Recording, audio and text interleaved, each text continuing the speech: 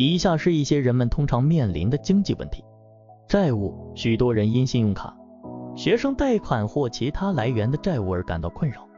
高额的债务可能会造成经济压力，并使实现财务目标变得困难。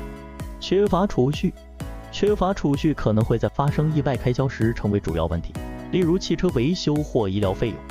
没有储蓄，人们可能被迫负债或无法应付必要的开支，靠着薪水过日子。